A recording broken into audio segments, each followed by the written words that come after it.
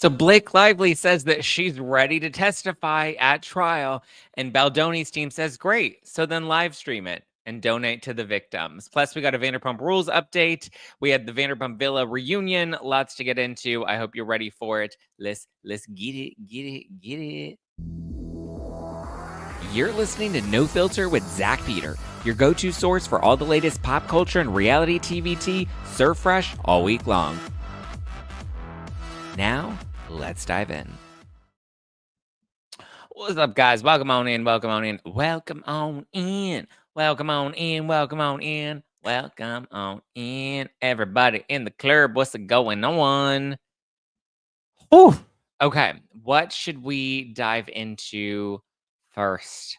Because there's a bit of news. Oh, first off, actually, before we even dive into the tea, I have to tell you guys like a major thank you.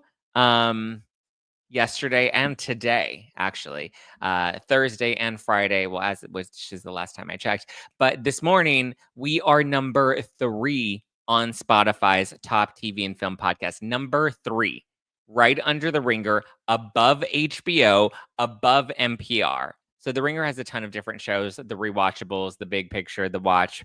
I am beating The Ringer's The Watch, but like what? What a time, you guys. Number 3 on Spotify is major. Let me see if it'll let me top podcast charts. Let me see if there's a desktop version of it. Oh, here we go. We do have it. Look at this. I'm going to take this off the screen and we'll review. This is crazy, you guys. Like, this is insane. Like, completely insane. So number 1 is The Rewatchables by The Ringer. Number 2 is Reliving Single by Heartbeat. I don't know what that is or who that is. This has to be a new podcast, maybe. And then number 3, No Filter with Zack Peter. Number 4 is The Big Picture by The Ringer. Wow, so The Big Picture by The Ringer dropped quite a few. Dropped by 2. But I stayed consistent. Number 3. I'm beating HBO, NPR, The Ringer, CBS, Watch What Crappens. Wow, I'm beating Watch What Crappens and Not Skinny, Not Fat. I love both of them. Beating 2 T's in a Pod, 2 T's in a teapot. Look at that. The Ringer reality TV podcast. Remember they fired me? Lala, Danny. Wow, this is crazy, you guys. Crazy. In such good company. Look at all these. Spotify only publishes the top 50, but I mean, wowzers. I mean, I don't know how long I've been at number 3. I just checked it yesterday for the first time in a long time.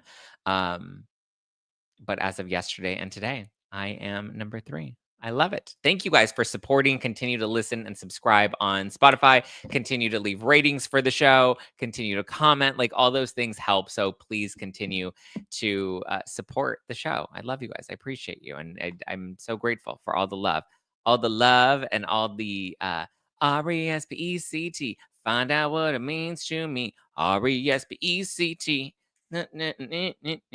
And then don't forget to get your tickets to the Zactivated tour. Kim says you are so worthy. See, that's the thing. You have to wake up every day. Lately I've been waking up and I'm like, you know what, universe, show me how good it gets.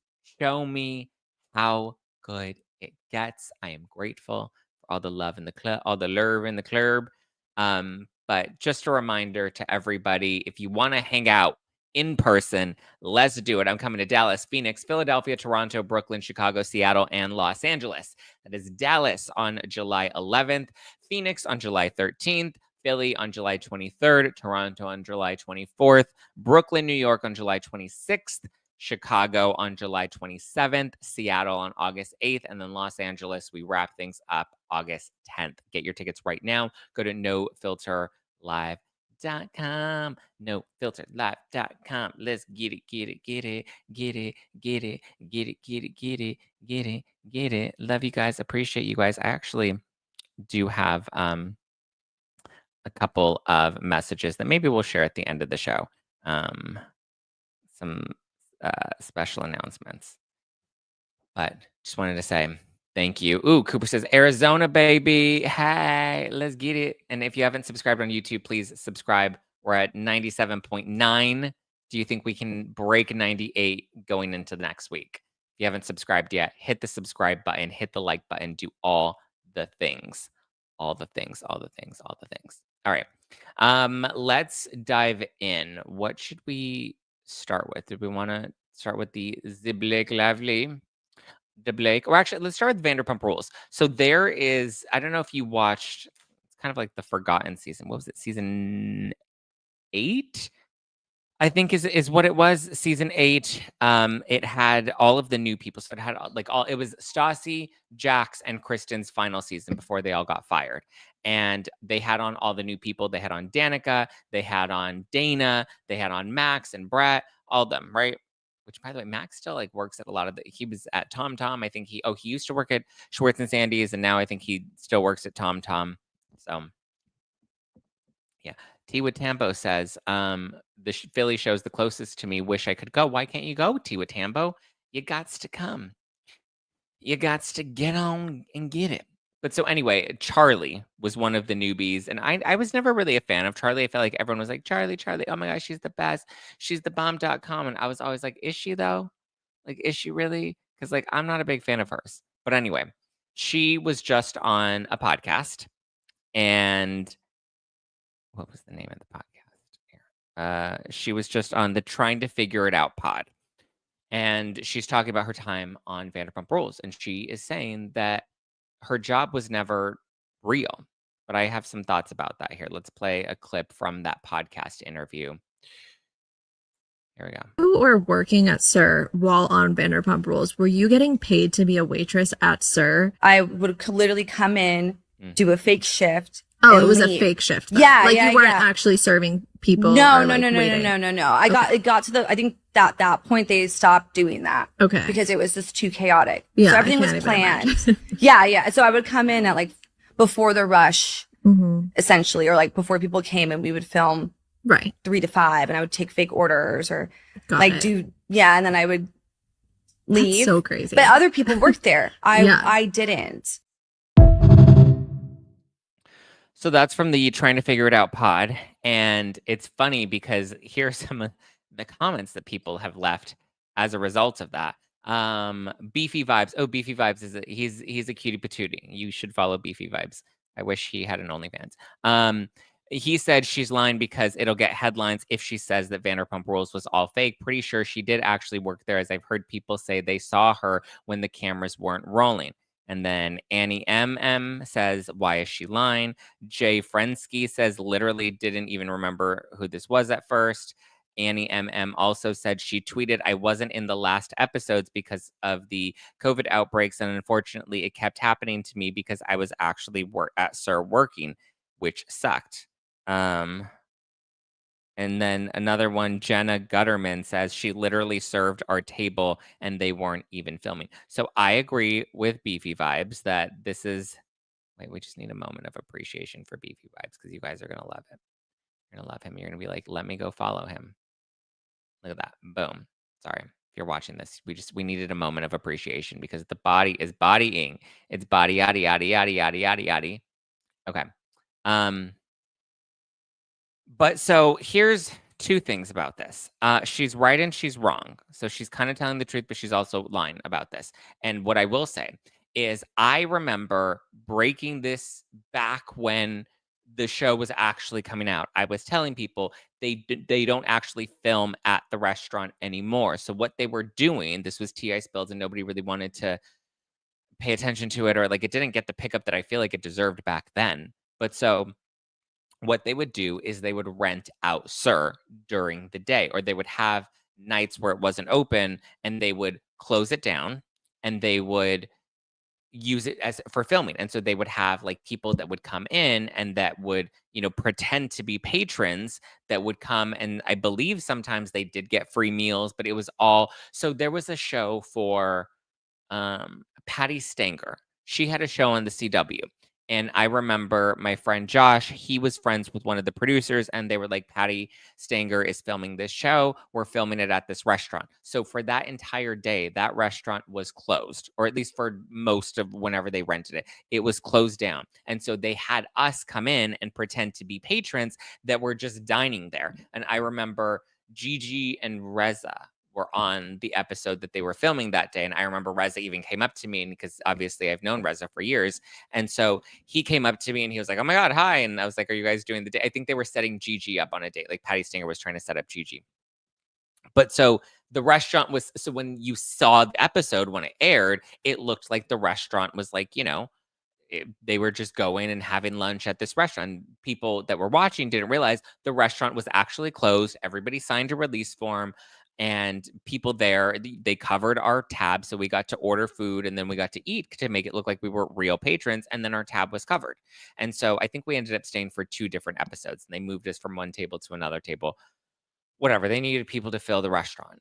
So that's what they would do for Vanderpump Rules, is they would close down SUR for certain hours and then get the cameras rolling. That way it was a controlled environment, and it wasn't disruptive to the restaurant, and it wasn't disruptive to the actual, like, service that people were getting when they would go to eat at SUR. Obviously, people at the beginning, I think maybe they would film here or there organically, because obviously Sheena, Jack, Stassi, they all genuinely worked at the restaurants. And so I do believe at the start of it, they would do more of those organic filmings. But then as more people would come and want to see the show and want to see the production, and there was more of that like fourth wall breaking, where the fans would want to come in and take a photo with Stassi rather than just like have her wait on their table. Once that changed is when they started going more to this scripted, more filmed, or more, setup model. However, Charlie was actually a server at SUR.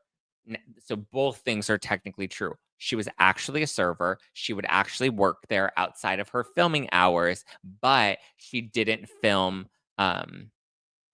when she was like actually on shift. She would film those scenes for Vanderpump Rules separately. So that was technically staged, the restaurant side of it, which is why it was always weird that they would continue to force them to be servers when they would have to like go out of their way to like make it a scene that would be filmed that then would be used in the show. Because to me, I'm just like, what a waste of production time. Like at this point, like let's just acknowledge that they're not actually servers, or they're not actually working there.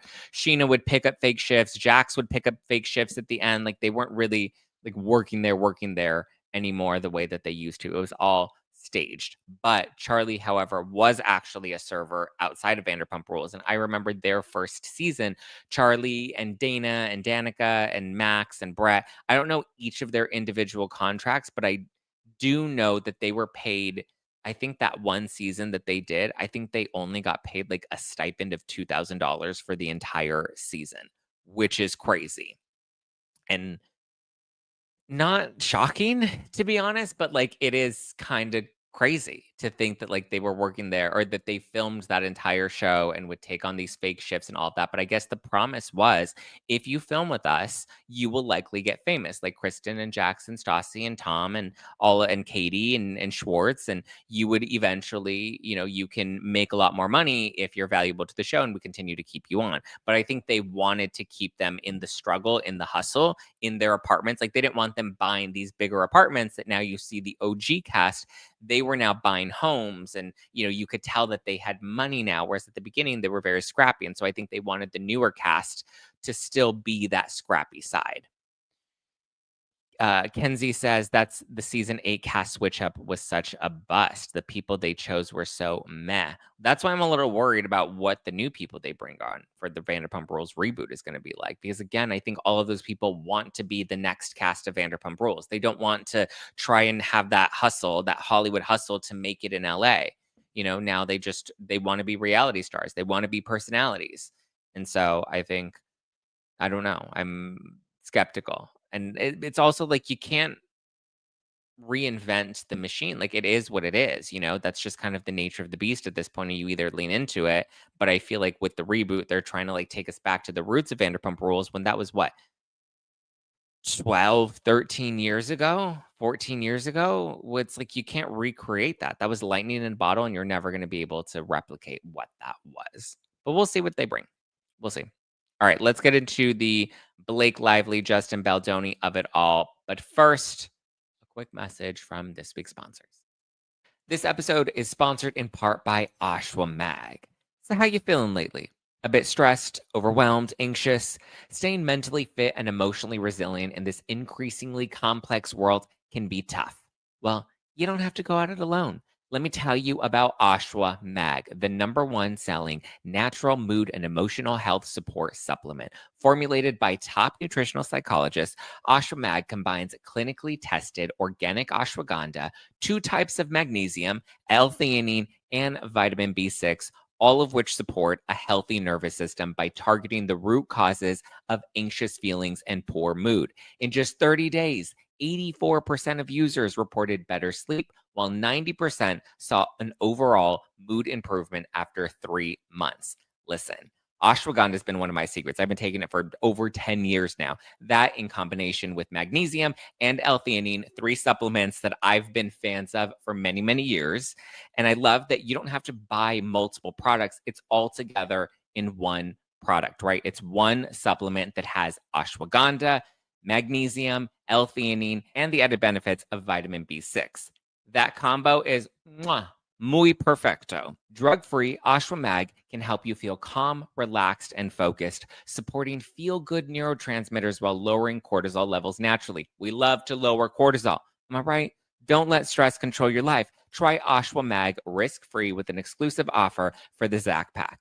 Are you ready? Go to ashwamag.com. That's ASHWAMAG.com and use discount code NOFILTER at checkout to get 20% off your first order and free shipping. Okay, that's discount code NOFILTER, NOFILTER at ashwamag.com. Terms apply. Ashwa Mag is nutrition for a better mood. So go right now. Visit ashwamag.com and use my special code NOFILTER for 20% off your first order and free shipping. Terms apply. Ever wonder why your brain feels foggy, even when you're eating clean and exercising? It might not be burnout. It could be parasites. Groundbreaking research from Dr. Alan McDonald reveals a direct link between chronic parasitic infections and neurological diseases like multiple sclerosis. Parasites can cause inflammation, nerve damage, and long-term cognitive decline. Even more reason to do a full-body cleanse at least once this year. The Wellness Company has a solution for you. Ivermectin plus mebendazole, the gold standard parasite solution now combined in one cleanse combo, designed to eliminate harmful invaders and support your immune system naturally. It's medical grade and it's not some trendy herbal gimmick. Fill out a quick intake form and get a 3-month supply shipped straight to your door. MAHA is officially here, and the Wellness Company is making hard-to-get medications digitally accessible so that you can live your best life. Head to twc.health/nofilter and use code NOFILTER to save $90 off plus free shipping. That's twc.health/nofilter. Use code NOFILTER. Cleanse your body today, U.S. residents only. All right, I do see there are some questions in the live chat. One, Kenzie saying, is Adrienne Maloof really returning to Real Housewives of Beverly Hills? Doubtful. Maybe she'll be doing a cameo, but I doubt she's going to return full time. And then T. Watambo says, so it's really scripted TV. It's not reality TV. And Christina says it isn't fully scripted, but they do have a plot and sometimes reshoot certain things. At least that's my understanding. Yeah. So how these reality shows work, and I promise we'll get to the Blake Lively stuff in just a sec, but to just quickly address that. So how these reality shows work is they typically have pre-production meetings with the cast to be like, okay, what do you have going on in the next few months? What does your schedule look like? Do you have any big milestones? And they try to map out what everyone's storyline is going to look like and how it's going to play out. So even the producers of The Hills, I remember they've done interviews now and they've said that they always knew, okay, going into this scene, we're going to have this person there, that person there. And they, after a while, were able to predict how they would think something would go down. They also do come to the cast and be like, all right, let's talk about these talking points for today. I had a friend that was actually a producer for Vanderpump Rules, and they would like go up to the cast and be like, okay, this is what we're filming today. This is who you're filming with. These are the things that we need you guys to talk about. You're going to talk about how, Jax just got, a DUI or whatever. Obviously, that's not a real story. That's a fake story, but I'm just using that as an example. And so then they're sitting there and like, oh my God, did you see the news? Jack's got a DUI. And then the other person's like, oh my God, I did see that. Why are we really surprised? And then like, no, I guess we're not surprised, but like, I feel bad for Brittany. Like, and so that's how the conversation goes. So they're not told exactly what to talk about, but they're put in situations and told what to talk about. Therefore, it kind of, is sort of real, but not really. And then obviously, as referenced in the live chat, sometimes, in a scene that's a little more organic, sometimes there's an audio issue where they don't catch a certain shot. And so they have to do reshoots to like go back and then reshoot whatever it was that they missed or retake whatever the audio was. So, yeah, it's, sort of scripted. It's not scripted in the sense that like everybody has an exact script and lines that they have to memorize and deliver and say, but it is produced for the most part. And I feel like at the beginning, shows might not be like super produced because they're kind of letting the story play out, and then eventually they let it go more organic. I feel like the Kardashians were really good at that, and then as the later seasons go on, then it becomes super produced, and that's just kind of par for the course with a lot of different reality shows. So I think Vanderpump Rules started out very organic for the most part, and then eventually they started shaping it more. And then, because they wanted to make it seem like Jax and Sheena were still working at SUR when they really weren't. Or remember there was like that one season where Ariana's like, yeah, I have depression and I need to get out of the house. And like going and working at SUR, doing a shift at SUR is keeping me busy so that I'm not depressed. And I was like, what? Like, you're working at SUR so that you're not depressed? Like, SUR is healing your depression? My God, who needs a therapist? Just go work at SUR. So yeah. Okay, let's talk about Blake Lively, because Blake's attorney, what's his name? Mike Gottlieb, gave an exclusive interview to People Online, people.com, and he says that she's ready to tell her truth. She's ready to do it under oath. He says, when people asked if Blake was going to testify, he said, yes, the ultimate moment for a plaintiff's story to be told is at trial. Really? Then why do you have all this colorful storytelling in all of your, in the CRD complaint and in all of your amended complaint? And then there's, you love to tell stories. You'd love to tell stories. Like, why is it now, the real story is going to be coming out when you testify at trial? Should we even get to trial? I don't know if I'm fully confident that we're going to get there. But he said, okay, so he says, the ultimate moment for a plaintiff's story to be told is at trial. We expect that to be the case here with Blake Lively. So we would, of course, expect her to be a witness at her trial. Of course, she's going to testify. Speculation around Lively's role in the trial surged in late April following her speech at the Time 100 Gala, before revealing on stage that her mother survived an attack by a work acquaintance who attempted to take her life before Blake was born. The star hinted at the case, saying that there was so much to say about the last 2 years of her life. Lively's legal team claimed that she also won't be the only one stepping forward. Ooh. There are individuals that were witnesses to or experienced misconduct that is relevant to Miss Lively's claims. We expect their testimony. We expect their testimony, meaning we're going to force them to take the stand.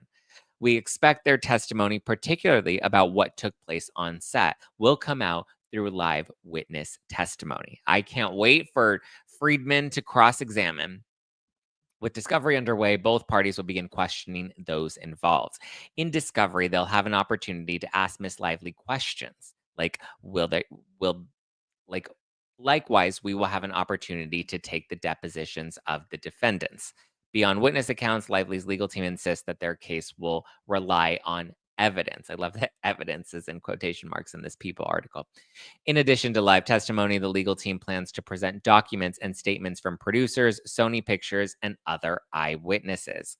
Gottlieb argues that public conversation surrounding Lively and Baldoni's legal battle has strayed from the core of the case. What, that she's a fucking liar? Come on. He continues by saying, we think that there have been a lot of distractions put up to deflect attention from the retaliation campaign that was launched against her by her own fucking self. And we expect and hope that in discovery, we'll have an opportunity to really focus on what we believe to be part of the core part of the case, which is the retaliation campaign that was launched against Miss Lively for her raised concerns about harassment. Okay, that statement in and of itself is total fucking bullshit, right? Because they're making the entire campaign or the entire case about, and he says it right here, the core part of the case is about the retaliation campaign. I thought it would be about the harassment. I thought you were speaking up for all the survivors. I thought you were like, don't grab us by the coochie, we grab back. You know, I thought that this was, you know, she was the next wing of the Me Too movement, as she said. But yet the focus is on the retaliation campaign, which is no longer considered a smear campaign because, oh, those weren't our words. Those were the New York Times' words. It's a retaliation campaign. You think we just fell out of a coconut tree? You think we're that dumb? The focus, the core of the case is the retaliation campaign against her, raising concerns for harassment that she experienced on set. Again, where were the concerns that she raised about the harassment? She raised concerns, all right, about, you know, she thought that he asked about her weight, and she's like, oh my God, he called me, you know, she was offended that he said that she was a cow, and he tried to pick her up, and she's like, oh my God, like that was the biggest thing that her and Ryan Reynolds were offended by, is that they thought that he called her a cow, all because he said, hey, how much does she weigh so I don't injure my back? And then the gym trainer, I'm sure the gym trainer is going to be a big part of this, because he's the gay that went and stirred the pot. I don't know if he's gay, but I'm just assuming he's gay for how messy this has all become. See, this is more of a case of pot stirs, right?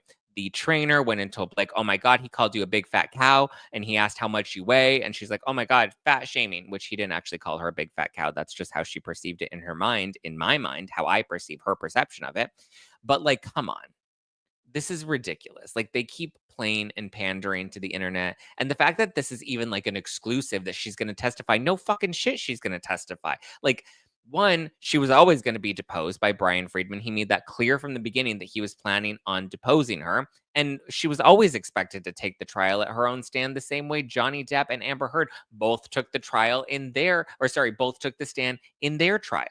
You know, it's ridiculous. It's just, it's dumb. It's dumb. It's dumb. It's dumb. I don't know how much more clear I can make that. Like, they think that we're dumb, but I liked Freedman's response to it, because he basically was calling their bluff. Well, let me see what did the rest of their statement say.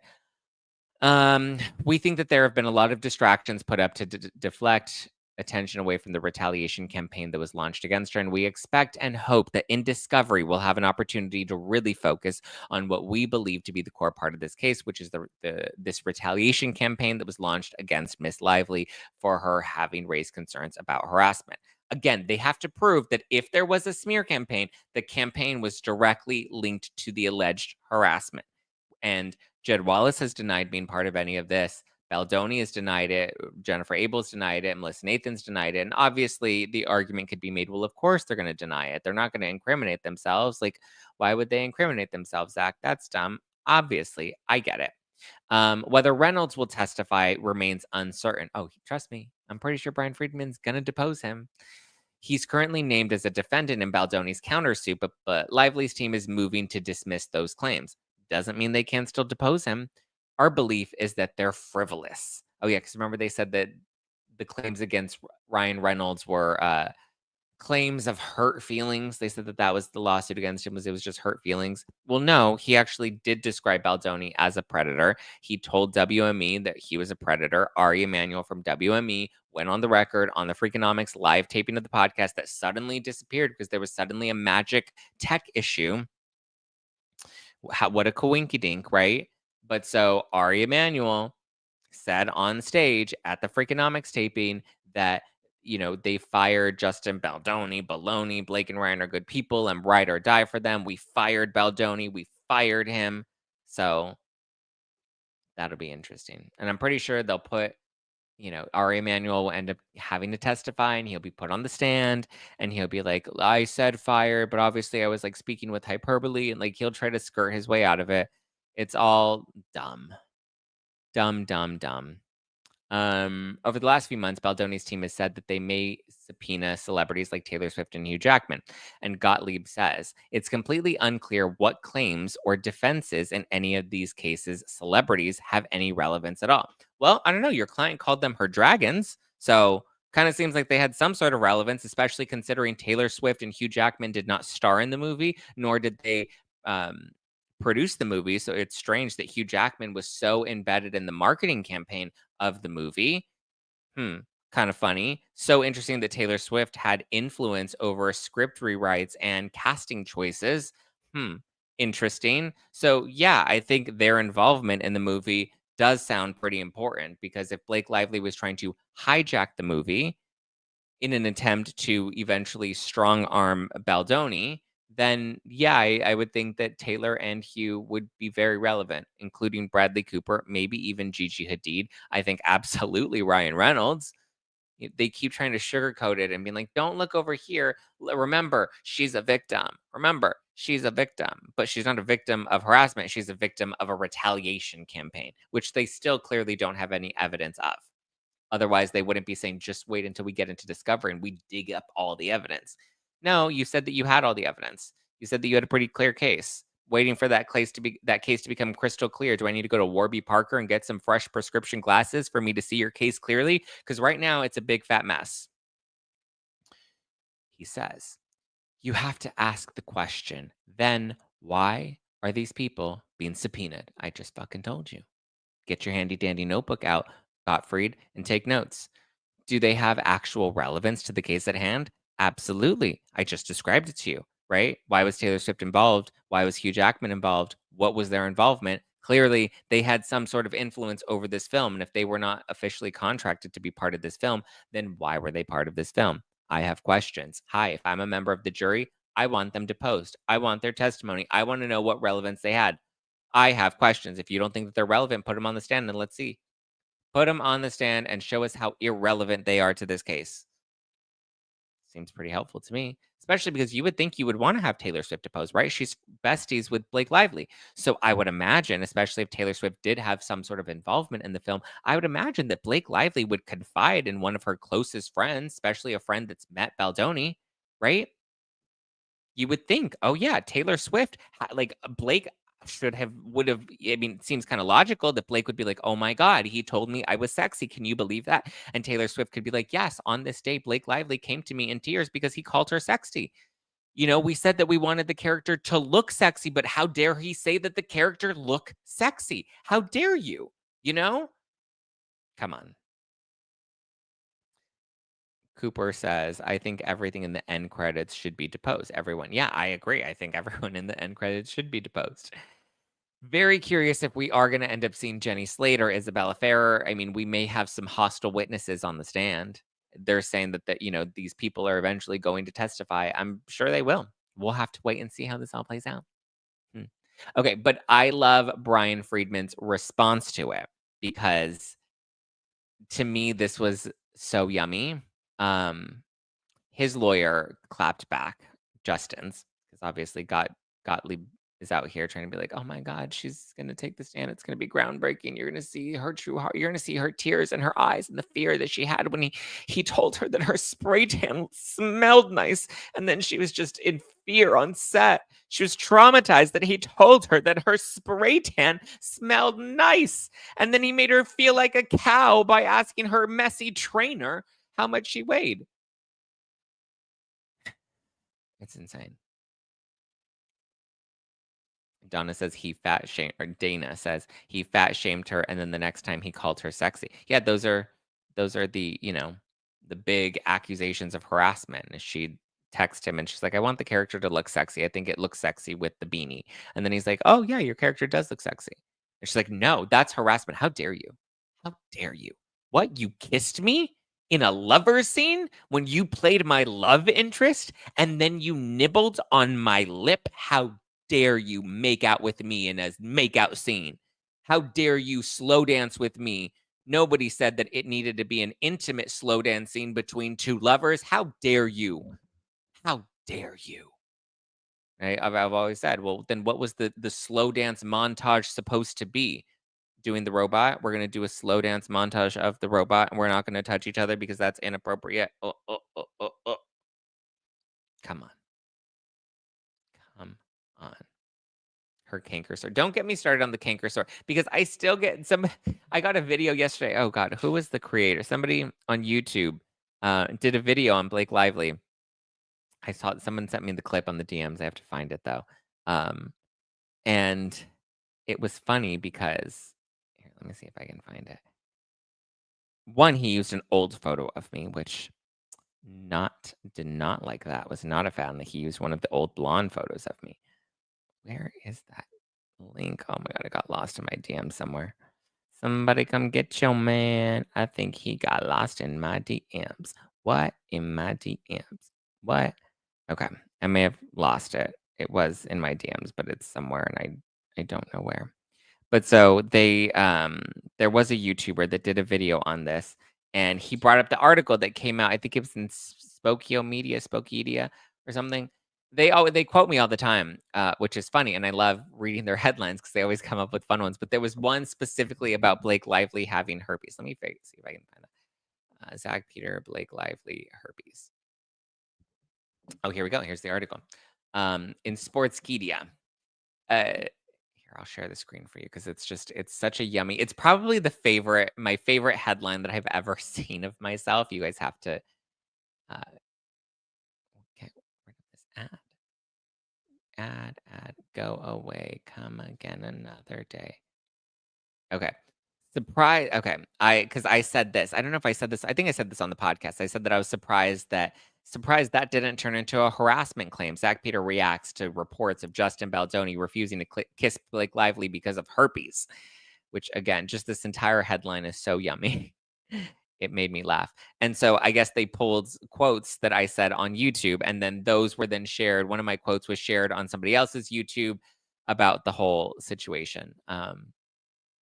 But it's funny because I keep, which also, to be clear, Andy from Popcorn Planet, he's the one that put out this yummy story about Blake Lively having herpes. I was not the one that put the story out there. I love the story. I think it's hilarious. I love that I keep getting quoted about Blake Lively having herpes. I don't know if she has herpes, but I just have to say, who wrote this article? Because this was one of my favorite. Bias. Thank you, Bias. This was one of the best headlines I've read about myself, was reacting to Justin Baldoni refusing to kiss Blake Lively because of herpes. It's such a yummy title. Lip herpes, yeah. It's great. It's so great. I love it. Cherry picking at its finest. But I'm not even mad at it. To me, again, this literally made my week. I posted it on Instagram, and then everyone was dying because it was hilarious. But yes, Andy's the one that originated the herpes story. Andy from Popcorn Planet. But yeah, so those are the rumors about him not wanting to kiss her because she apparently had herpes on her lip. But I don't know. My argument is everybody these days has herpes, right? Everyone gets cold sores from time to time. I don't know. Zack, do you think Blake Lively and Ryan Reynolds know who you are because all your takes keep getting press? You're probably a topic of conversation for them. I don't know. Maybe. I will say, of all the Blake and Baldoni, of all the coverage that I see, I think Candace Owens, Megyn Kelly, Melanie King, those are the ones that I see get the most press pickup. And he got it from a crew member. Yes, Andy got that note from a crew member. He got a crew member to speak out about Blake Lively having herpes. I don't know if she has herpes. I just thought it was a funny story. And again, I stand by that statement saying that I was surprised that it didn't become a harassment claim. But then, she would then have to out that she has herpes. But then I would say she would probably think oh, that's prejudice. You're prejudiced against my disability, my herpes disability. You're judging me for my herpes disability, my herpes simplex. Is that what it's called? Herpes simplex. Sharsti, yes. Sharsti Flaw also gets quoted a lot. You're right. She does too. Yeah. What a yummy time. Years ago, I had a herpes infection in my eye socket. Oh my God. Georgie, thank you for sharing with the class. We appreciate your candor. Okay, so let's talk about Freedman's response to it, because this was the yummiest piece. So Brian Freedman wants to sell tickets to Blake Lively's testimony.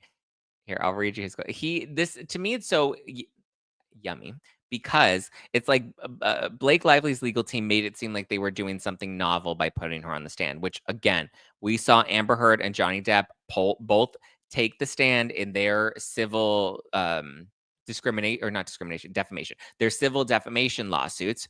We saw them take the stands. We knew that Brian Freedman was planning on deposing Taylor Swift. We knew that Blake Lively's team was likely going to be pulling other people in to claim. I'm pretty sure they're going to pull in Brandon Sklenar, and he can be like, yeah, Justin Baldoni was a total dick on the set. And I hope he wears his fucking brooch to the deposition too. I hope Brian Sklenar wears the brooch to the deposition. So it wasn't that surprising that that wasn't shocking news. But Friedman was like, well, listen, if you're going to try and manipulate the press into making a headline and making it seem like this is groundbreaking, great, then I'm going to do the same thing. And so he said, let's see, here's his quote. He said, since Miss Lively is open to testifying, let's make it count. Hold the deposition at Madison Square Garden, sell tickets or stream it, and donate every dollar to organizations helping victims of domestic abuse. He also confirmed that Justin will also be testifying. But I like that. Here's the thing. I know that there aren't going to be any cameras. This trial is not going to be live streamed. It's not going to be filmed. However, I would think if both Friedman and Gottlieb agreed to have cameras in the courtroom, and I'm pretty sure Friedman doesn't have any objection to that, but if they both agree to do that, then I would imagine the judge would allow that, right? If both parties are okay with that, but I'm pretty sure Lively's team will argue, well, no, we can't. It's sensitive. We can't believe that he wants to exploit a victim's story. I'm sorry, you put it in the fucking New York Times, exploiting a victim's story. I'm getting mad at the fake argument that I presented that I thought that they would say, and I'm getting mad at them for my argument on behalf of them. But it's ridiculous, But he says that Justin Baldoni will also be testifying. Both of them are going to testify, and it's going to be oh so yummy. But I do think that it's funny that he's like, well, listen, if she's so confident in her testimony, live stream it, sell some tickets to it. I'm pretty sure we can fill out Madison Square Garden and donate all the money. And I'm like, damn right. Damn right. But it does kind of help them stay ahead of the narrative by being like, she's going to testify. Just wait. Just you wait. It's going to happen. Yeah, oh, that's a good point, Irma. I made this point to somebody when I was talking to them, I think yesterday. I said, Judge Lehman has already acknowledged that there's a major public interest in the case. So, I think I like it. I'm here for it. Let's go, Judge Lehman. Let the cameras in. Let the cameras in. Sarah says, I don't think cameras were allowed in federal court. No, but I would imagine, since the judge knows that this is of public interest, that if both parties came to the table and were like, listen, Judge, we actually, if you would be open to it, we want to present to allow the press to come in and watch this trial. I'm pretty sure Friedman would be totally down for that. Blake Lively, I don't think would be down for that. Rose said, you activated yourself in that argument. Right? I started fighting with myself, and I was making up the arguments on both sides, and I was literally fighting with my own arguments. Zach, you're raising my blood pressure again. Am I? Which part? Zach, New Yorican 216 says, Zach, you're so funny getting mad at fake scenarios you're imagining. Listen, you do that. You all know that you're in the shower sometimes, and then you're getting in a fight with one of your friends or one of your coworkers or your boss, and then you're in the shower fighting with them, and then you're like, what am I doing? I'm fucking crazy. I made up a fake fight in my head, and now I'm fighting in my shower. You've been there. I did not just fall out of a coconut tree. You've been there. See, Rose says, I do that all the time. See, I do it all the time.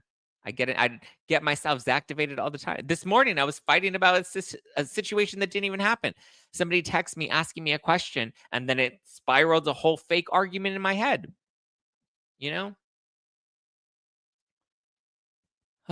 Victoria says, I get fake mad quite frequently. Exactly. You're not alone, Zach. I do that too. Thank you, Sarah. Charlene says, so why won't it be filmed like Amber Heard? It was allowed in the OJ trial too, when our cameras allow. So being that Blake Lively filed this in the Supreme Court out of New York, those federal cases, I'm not exactly sure why, but they're not filmed. They don't allow the press to film them. They don't allow cameras. I believe they do have rows that are dedicated to the press so that press could attend. Those are kind of just a random pool, whoever shows up early, the first however many people that show up are the ones that get to make it in. Or I don't know exactly how they poll the press and who gets allowed to go in and who doesn't. But yeah. So we'll see.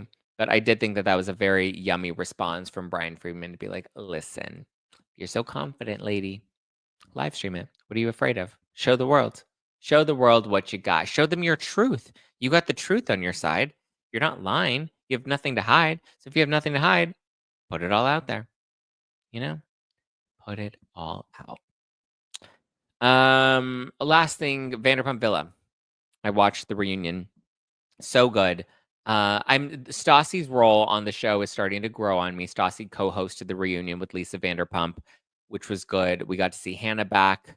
We got to see Chef Anthony won his 20,000 bonus.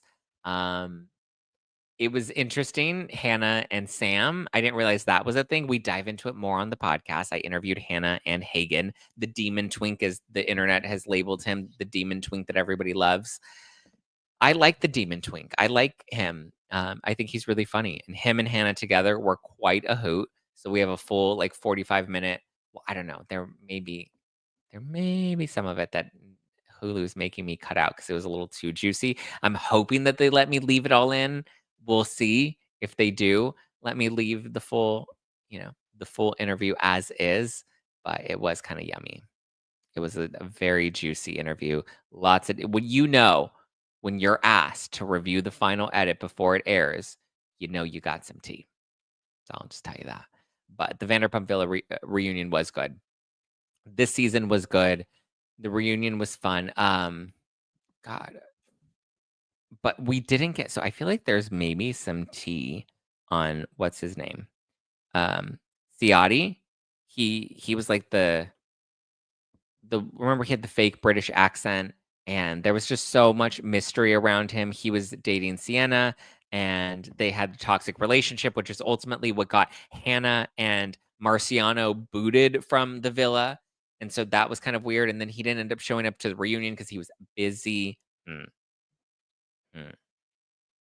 Sarah says, ooh, Zach, you are doing edits. Well, listen, I'm hoping we don't do edits because we normally don't do edits on No Filter. But I don't know, there may be something that may need to be edited out of the interview. We'll have to wait and see. I'm hoping it's not. But should we get the go-ahead, the interview should drop Monday or Tuesday of next week. And regardless of, it is still a very juicy interview. Nancy Drew says, Melanie King is a simple, sarcastic reaction channel. She doesn't produce anything unique or original. I like her. I like her content. I didn't realize that was a shady comment. I like Melanie. She's been on this show, and I thought she was great. Redondo Beach with the super chat, the super sticker. Let's get it. Thank you. Oh, Elise says, on which side will Colleen Hoover be? I think she's going to be on Blake Lively's side because she wants to keep her relationship with Blake Lively and Ryan Reynolds intact. Redondo Beach says, no cameras in federal court, no matter if anyone agrees or not. Oh, well, that's a bummer. Well, then in that case, yeah, let's set up a show at Madison Square Garden. Let's go, Freedman. Let's do it. I mean, I'm pretty sure. I mean, okay. No cameras allowed during the trial, sure. But one, I think like a judge could make an exception. I don't know. I'm hopeful. But even so, if Blake Lively's so confident, then yeah, I agree. Live stream her testimony, put it out there, and let all of the proceeds go to support survivors. Because you're speaking out, you're being a voice for survivors. So why silence your own voice? Why hide your own testimony?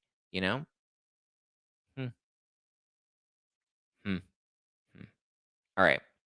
Just a reminder, guys, get your tickets to the Zactivated Tour this summer. I'm coming to Dallas, Phoenix, Philadelphia, Toronto, Brooklyn, Chicago, Seattle, and Los Angeles. And I actually have some very special guests that have some bits to share. Here's one. Hi guys, it's Giorgio Says, and I am super excited because I'm coming to Philly with Zack for his live show, and I cannot wait to see all your faces there. Yay, that's right. Giorgio is coming to Philly. Hey, Zack Pack. Daily Dose of Donna here, and I am so excited to tell you that I'm going to be joining Zack on his live tour. I'm going to be at the Chicago and Brooklyn stops. I cannot wait to spend my summer with you guys. Cannot wait to meet my East Coast dosers over with the Zack Packers. I mean, what a party. We're going to have so many laughs. We're going to have such a good time. You cannot miss it. See you there. Yay, Donna Bowling is coming to Brooklyn and she's coming to Chicago. So definitely get your tickets now. And then I also have... I cannot wait to see all of you in Dallas this summer. Oh my God, it's going to be great. It's going to be me and Zack on stage, unfiltered, talking about all of this Blake and Justin craziness. And you know that by the time we get to midsummer, there's going to be so much more craziness to talk about. So can't wait to see all of you and your shining faces in the crowd. Can't wait to see Zack Peter. Yes, that's right. Colonel Kurtz is coming to Dallas. Woo woo. Colonel Kurtz in the house. Let's get it. Everyone, Stuart here. I am so excited to let you all know that I'm going to be joining Zack Peter in Chicago, July 27th. You know we're going to be discussing the pop culture, the tea, and you know he has the best tea. And we'll be doing some giveaways as well. So grab your tickets at nofilterlive.com and I'll see you there, July 27th in Chicago. Yay. So Chef Stu is coming to Chicago along with Donna Bowling. Donna's going to be in Brooklyn. Colonel Kurtz is going to be in Dallas. Giorgio Says is going to be in Philly. We have the Sidley twins that are going to be in Seattle. We may have another special Baldoni lively content creator that's coming to Phoenix. Yes, lots of fun stuff. Chicago is going to be lit. Chicago is going to be lit because we have a very great special guest that's going to be in Chicago. And then we have all of the content creators, including Donna and Stu. It's going to be fun. Love Colonel Kurtz. Love Colonel Kurtz. I love Colonel Kurtz. Kurtz. Yes, let's get it, Kurtz. Have the Arizona guests been announced yet? No. So the special guests, the surprise special guests have not been announced yet, but these are some of the content creators that are also going to be there. So like I said, every show is going to be broken up into two parts. There's going to be the panel of tea spillers that we start the show with, where we break down the latest hot headlines. We are going to be spilling tea. We're going to be doing all the fun stuff. So basically, it's like a town hall that we have here on No Filter when I have a panel and I have a bunch of people that come on and we spill whatever tea. Even the Sidley twins told me that they have some tea on Paul Feig that they plan to spill at the Seattle show. So get your tickets at nofilterlive.com, guys. Go to nofilterlive.com. Lots more surprise guests will be announced. I think next you're going to hear from maybe a Phoenix guest, maybe a Los Angeles guest, and then in the coming weeks, you'll get the surprise, like, featured headline guests that I'll be announcing soon as well. So get it. Go to nofilterlive.com and get your tickets. Give me a follow at Just Plain Zack. Follow the podcast at No Filter with Zack for all the latest tea. I love you. I appreciate you. I hope you have a great rest of your day, and I will talk to you next week. We'll have members only this weekend, probably on Sunday. Stay tuned. Saturday's jam-packed. Today's jam-packed. I have the premiere of Secret Lives of Mormon Wives tonight. And then I have my friend Trish, who's in town this weekend as well. So we're going to be bopping all around. It's also my brother's birthday. Sunday's Mother's Day. So hopefully I'll send all the mamas some love on the live on our members only. Annabelle says, are you going to post clips or something from the tour? The tour will not be live streamed, unfortunately. So we won't have, this is the first tour that I've not live streamed. But trust me, I have some surprises up my sleeve. So stay tuned.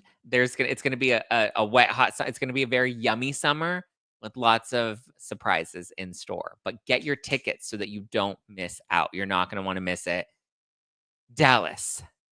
Here are the shows once again. Dallas, Phoenix, Philadelphia, Toronto, Brooklyn, Chicago, Seattle, Los Angeles. Let's go.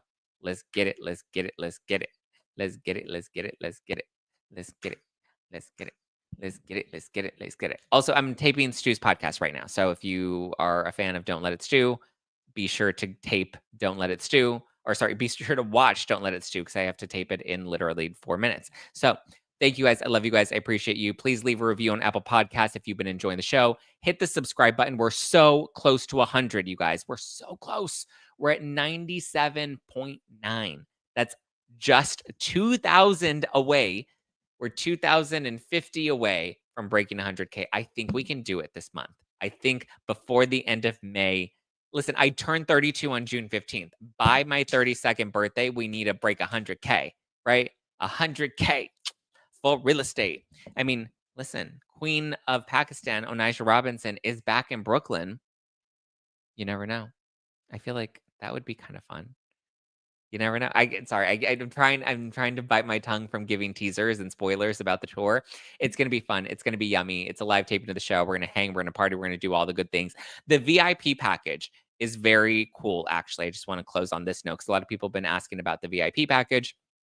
I saw one person was like, it's $200 to go to your show. That's crazy. That's the ultimate Zack Pack VIP package. So just to clarify, that's not like my tickets to my show are not $200, but if you want the VIP special package, that is $200, but it comes with premiere seating. It comes with early access into the showroom. We have a pre-show happy hour. We will all get to hang out. It's a little more intimate than the meet and greet after the show, but it's a fun time. We'll probably do a Q&A. Maybe we'll play some naughty games. Maybe I'll make out with some of my guests. Listen, it'll be a fun, naughty time that, we'll just live life and enjoy. It also comes with a free piece of merch. You get a laminate. Like, it's a full fun package that I think is actually pretty badass. So yeah. All right. Get your tickets at nofilterlive.com. Rate, comment, review, like, subscribe, all the things. I love you. I appreciate you. I'll talk to you on Monday. Ciao for now, guys. Bye.